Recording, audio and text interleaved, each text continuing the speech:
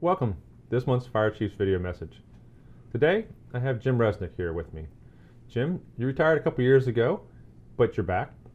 You're the Senior Outreach Coordinator. Tell me what you're doing, how long you've been doing it, and then I'm going to ask you about what a typical week is for a Senior Outreach program. Great, thank you.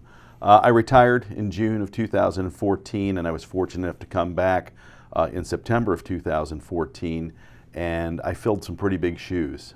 There were some great people who did this position before me, John Best, Matt Kelleher, and so on, and I tried to kind of pick up the ball from what they were doing, and over the last year and a half or 2 years, I've tried to expand upon what they had been working on and started. And we do a lot of events where we go to group presentations of any kind of group, and we do a lot of home safety checks, and then there's number crunching. Right. I mean, we talked last month with Rob about the rapid rise of the senior population and how it's going up, and up, and the projections by 2040, are quite significant to the numbers within the county. So, as you say, the work is endless in senior outreach as we get older and our numbers grow.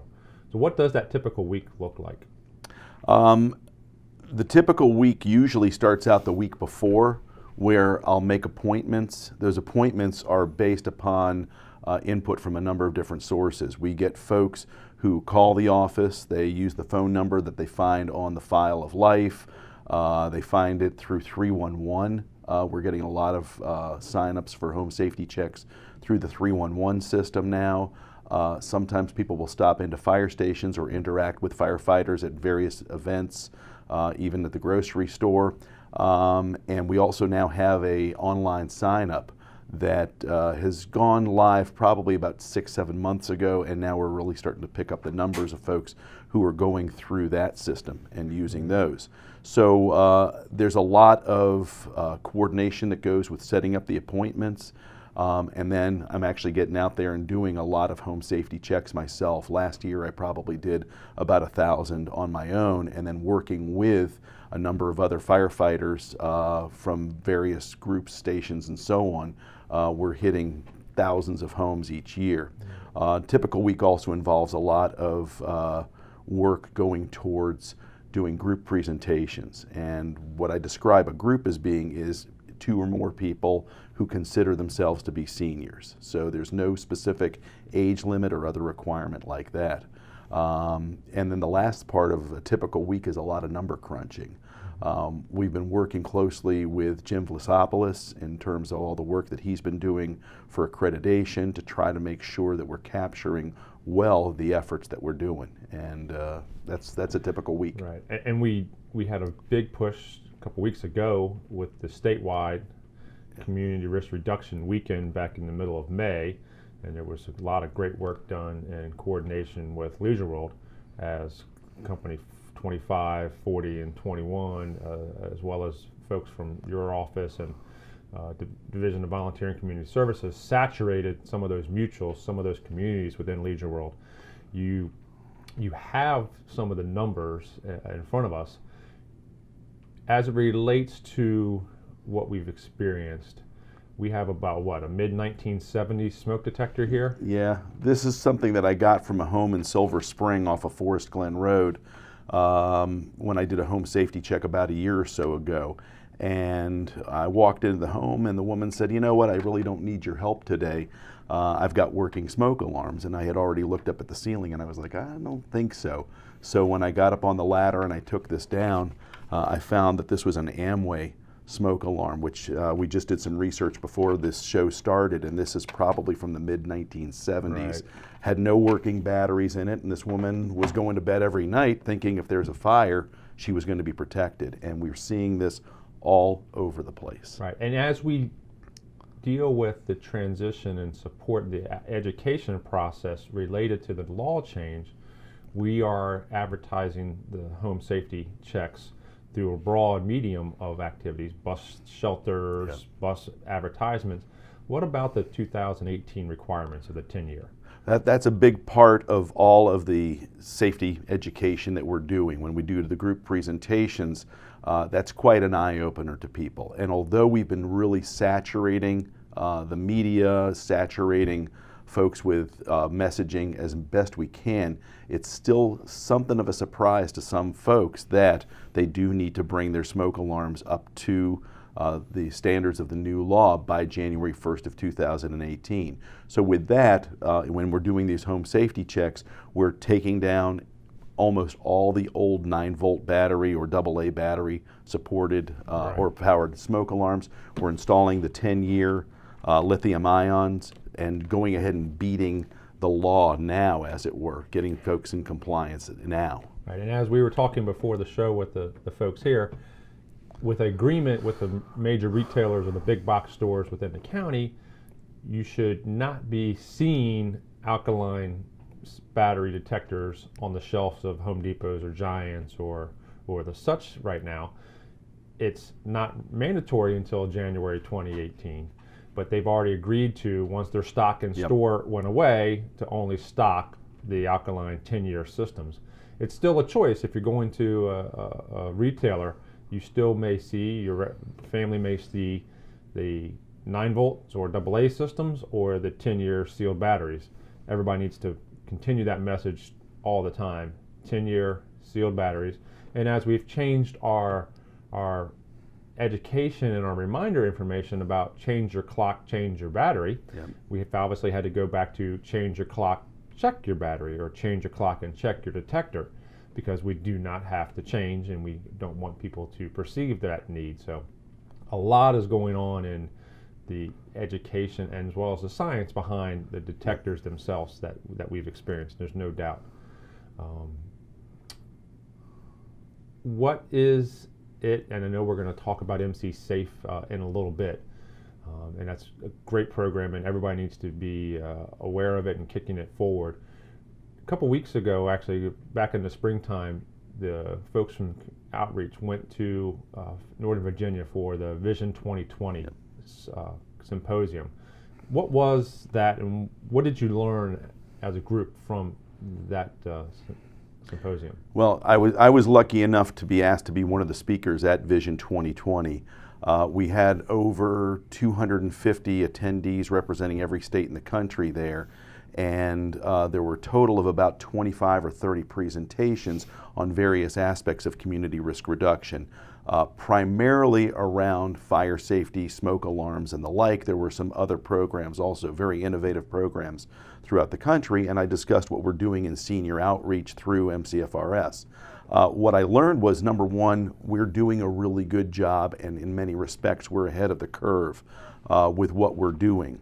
I learned, and as did the other attendees from MCFRS, and there were probably about a half a dozen of us that were fortunate enough to be able to go there, that we need to continue to do a good job, and we probably need to do a better job with data capture. That's the future of everything. We keep on hearing about big data and little data and so on, and it has a lot to do with our business in everything that we're doing. Before the taping, we were starting to talk about ISO ratings, and again, it's all a matter of capturing what we're doing and capturing it well. So as we're going forward, I think that one of the things that we want to do is start using electronic medium, whether it's tablets or something like that, in order to do a really effective job of capturing the data.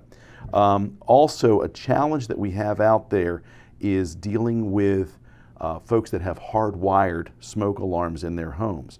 We've reached the age now where when the hardwired alarms first started being required in the 1980s, we're now looking at 30-year-old hardwired smoke alarms, which are certainly out of compliance with the 10-year requirement, whether they're battery operated or hardwired.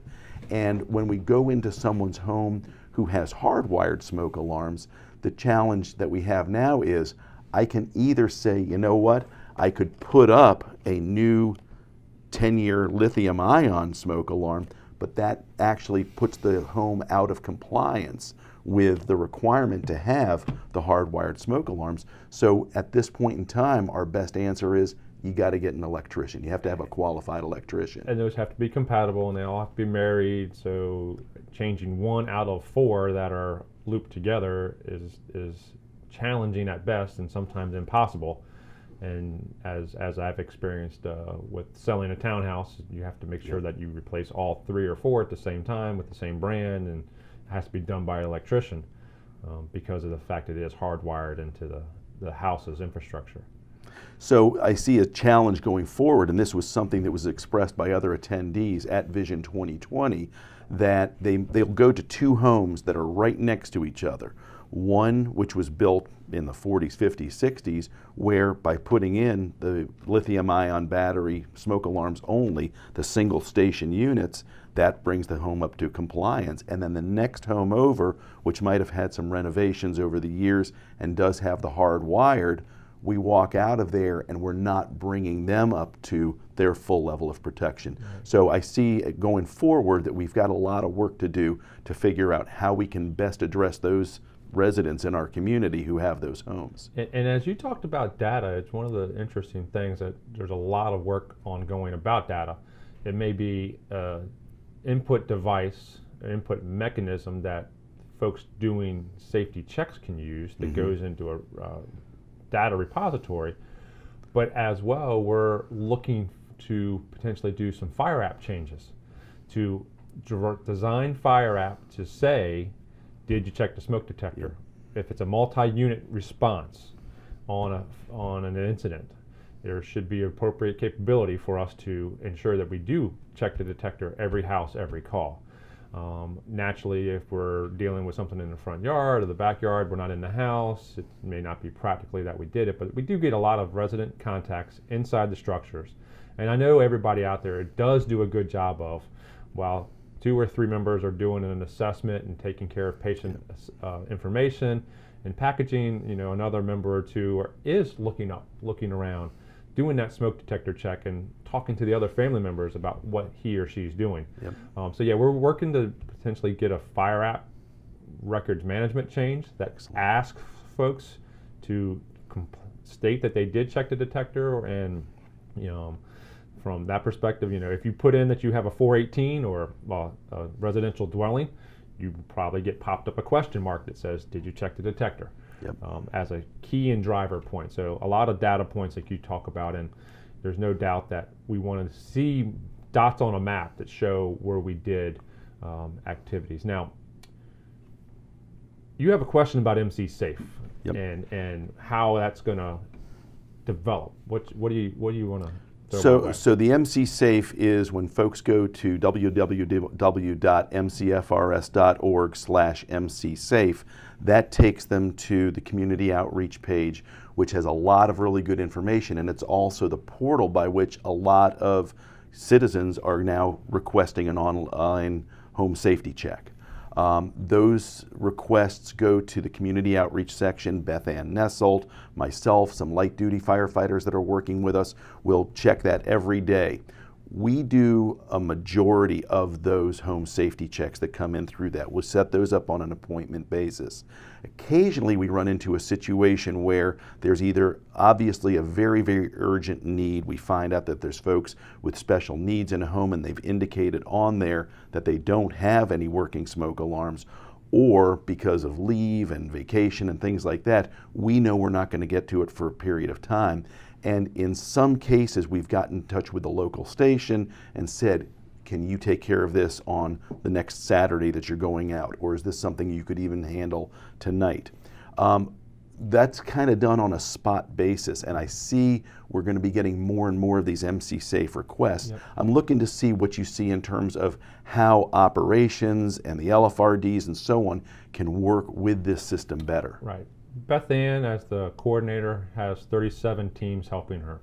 I see that every station has the responsibility to be the receiver of a phone call saying, can you go out and take care of this? It may be the resident calling directly saying, I have, inoperable smoke detectors, can you come out? We should react immediately to that and go out within, a very short time frame and go to that residence. It may be Beth Ann or somebody from the community outreach office calling and saying, as exactly like you said, we're doing this over here in this community and we have this urgent need over on the other side of the county. Captain or lieutenant, chief, can you, allocate resources, touch base with this resident and go out and take care of this. That's absolutely our customer base focus that everybody needs to focus on. I've talked to Chief Hine, I've talked to Chief Jones, and as these MC Safe requests rise on a scheduling style basis, there's, as you said, folks out there in the stations that are the folks that deal with your focus campaigns and some of your Meals on Wheels approaches and your joint activities that are working today, working every day. Very easy for us to allocate a unit from operations and say, okay, you're going to do 5 hours, 4 hours with community outreach today, and they contact the community outreach office, get a list of those locations and addresses, and while it may not be their first due area, they're going to go and take care of those activities. Because being busy as we are, we do know that frequently the unit may leave the firehouse to go to that event, get dropped on a call, may take an hour and a half before they get available to come back to that resident. These folks have some critical needs at times, and we need to focus on that. So a unit on a detail, coordinated with the duty chief, weekends, nights, Monday through Friday, anytime is appropriate, and that's the means by which I see us meeting the MC Safe service demands. And as we've talked about the retooling of safety in the neighborhood to being community organization driven and station officer and shift driven interactions, we will have that similar type of activity where it's managed at the station level, where they go, what community organizations they're interfacing with. Clearly, when it's Memorial Day, Labor Day, July 4th, some of the key weekend events, we need to be at the big box stores on critical information that we're talking about. But the door-to-door Saturday activities should be reallocated and managed at the station level to be community saturation and community coordination. The benefit I loved about the Leisure World outreach was the reverse 911. The advertisement that we were coming, and the fact that folks within Leisure World and those mutuals knew that, were anticipating us to come, so we had a better response rate to the door knock. We almost got into 60% of the homes because of those robocalls. Absolutely. And station can coordinate with the homeowners association, say, can you put an email out in your listserv? Can, we'll be, our shift will be 2 weeks from now working Saturday, we'll come out and do these 5 blocks area, this 5 or 10 block area, put it out in that community listserv. We're going to have an increase in contacts because people know what we're there for and why we're there. Maybe it's a community event, maybe it's a party, it's a celebration as well. That's going to get contact at a booth or static display that will then drive up the callbacks or the MC Safe contacts, and that's how the stations, I see them in the future interfacing with community outreach, supporting MC Safe, but exchanging different manners by which we interface with the community. Excellent. So, your other question dealt with physical constraints and what do I see, for community outreach in the next 5 plus years. And 5 is about the reasonable short time planning and foresight that we should be looking at. Community outreach is short in the number of personnel. Would really like to have a couple of you dealing with community outreach. Emily, at the same time, is a master at what she does. She has just gotten notice that she's being recognized by the National Association of Emergency Nurses for her great work and advocacy for children. She can get that award in the fall. Emily needs to be about 2 more people to do what she does with Safe Kids and Broad Sense, as well as the car seat program. So I'd like to see an expansion of the full-time staff within community outreach. That could be a part-time positions and multiple part-time folks, because your duties and activities are not the Monday through Friday specifically time setup. This would be great opportunities for the folks that have a background in fire department as well as community outreach activities, and would love to see, like I said, several more, 4 or 5 people more in community outreach. to bolster that unit. Now, you've identified a moment ago about the hybrid and the synergy that's being developed by the move of community outreach to volunteer and community services. Yep. Because that was done with that intent, in conjunction with the tools that CERT has, as well as the affiliation and the ties with the LFRDs, that we are working a lot more together with what is our community outreach folks together, working together on the same topic sets. And I feel that that's a basis that we can launch into expanding those opportunities. And Chief Hine, along with Beth Ann, and you may have been part of the planning activity about 2 weeks ago, clearly have ideas as to where to take community outreach in the short and then the midterm future, for sure. But great question, and that's where we'd like to go. Thank you. So your tie of question about 5 years was my update about what's going on with the department. We are in the June cycle. We're passed through the May budget development and budget passing. We did obtain the final information about what the budget was going to be for FY17, and discussions are ongoing now with operations as well as the other parts of the department about those expansions. The reductions at Station 9 and Tower 24 were restored by council. Excellent. The recruit class is going to start with 85 folks. We had just shy of 2,800 folks apply back in the beginning of May when we did the application process. And June 16th, 17th, that weekend is the test date. They just added what I would describe as a 6th test session, likely to get people scheduled for that. So 85 people are anticipated to start class in December for recruit class 41. As well, we got 8 additional positions for new opportunities and new staffing at Burtonsville. There's a meeting very near future about that and coordination. All of these things start taking effect on July 10th and then trickle themselves in throughout the physical year, including ALS expansions within the 2nd Battalion, paramedics at Station 10, 11, and 26. So a lot of stuff going on there. And we're already working on building the FY18 budget, talking about returning or bringing back the chase cars at Gaithersburg and Rockville and Aspen Hill, as well as more EMS capacity.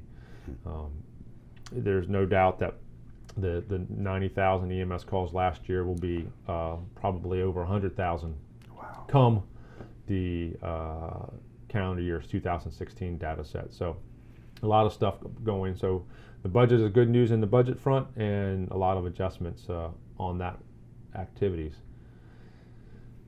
Different, and we were talking, and you hit ISO, which is the Insurance Service Office.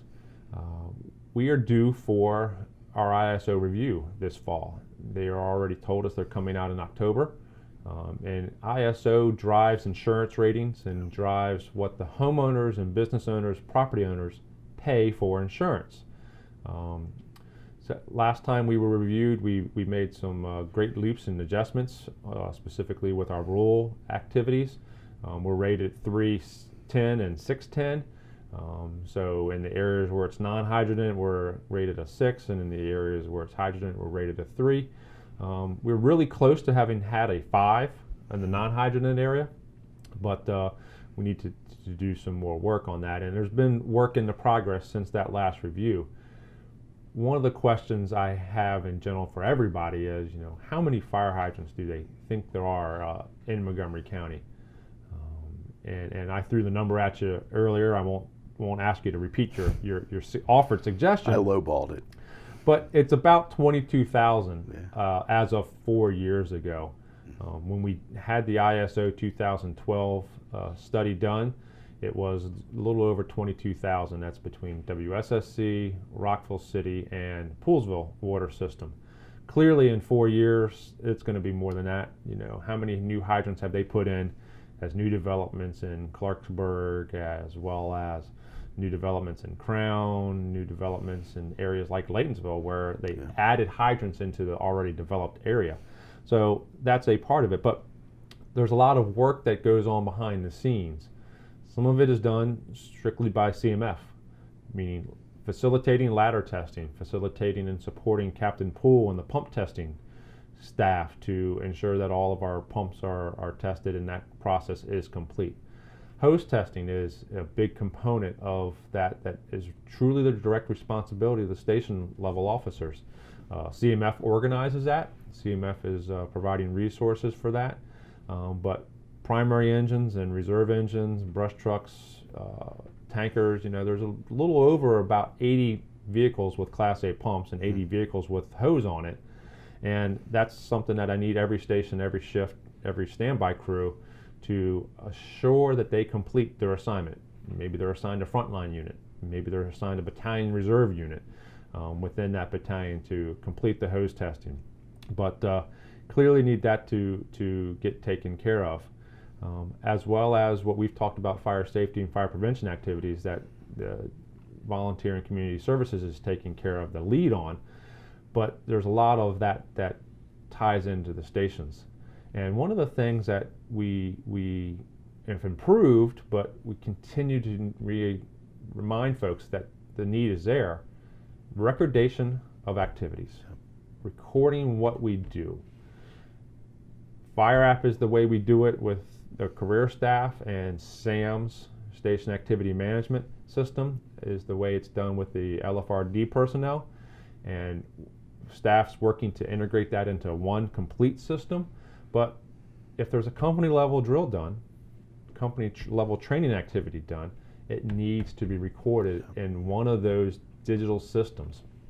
We used to record it in the logbook, we used to record it in a daily activity report many years ago, but Fire App is how we record that for SAMs, and I need everybody's support to ensure they're recording and documenting their training activities. One of the things I don't want to overlook for those that have them is dry hydrants. One of the things that we have to also show about the dry hydrants is flushing them, maintenance on them, and a service test of the dry hydrants. So folks that have dry hydrants in our rural areas, reach out to Battalion Chief Mark Davis, get some information from him, coordinate with your LFRD, your battalion chief, make it a good training activity, get out there and do your hose test, do your dry hydrant work, do some driver's training on drafting. Really happy to see what's called a Trident air primer now on engine 722. Mm-hmm. We've gotten rid of the 12 volt starter motor and moving to a mechanical air primer as hopefully a goal to transition completely throughout the department. So a lot of stuff going on as the weather really has now broken and has kicking along. So that's something that the station folks definitely have a big role to participate in, and I really appreciate their efforts. Next month, I actually have Captain Bill Phelps joining me, coming in as one of the EMS duty officers. You had a little bit in that tenure in one of your former lives. So as a parting question, anything that we didn't hit on from community outreach or senior? Just very quickly, one of the things that we've tried to incorporate now is that when we finish a home safety check with a resident, we give them a checklist, but we also will send a copy of this checklist to a friend, a relative, a co-worker, a neighbor, right. Someone like that. We've had a lot of success with that. Also, I just wanted to say, I remember from back in the blizzard, which it's a while ago, but I saw some news coverage during the blizzard that you did a home safety check in the middle of the blizzard. And I want to say that from the community outreach section, we recognized and appreciated you out there doing that work and showing them what we do as a service. We had issues with the high efficiency furnaces being snowed over and how that impacted heat as well as CO production. And the news crew wanted to do a report. We wanted to tie it in together.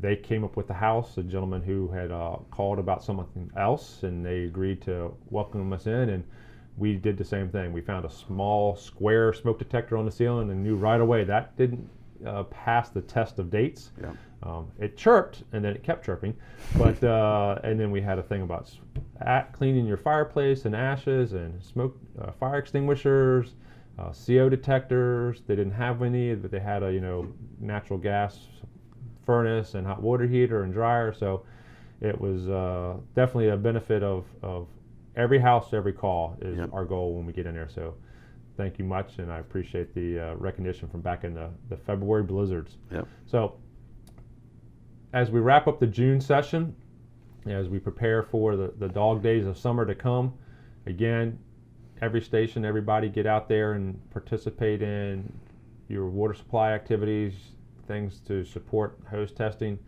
driver's training, water supply, and those activities. Always ensure that when you come to work or start your standby, you have to become and be ready and be hydrated. You can't start once you get to the station. It starts prior to the beginning of that shift or that standby period. So take care, be safe, and until next month with Captain Bill Phelps, take care.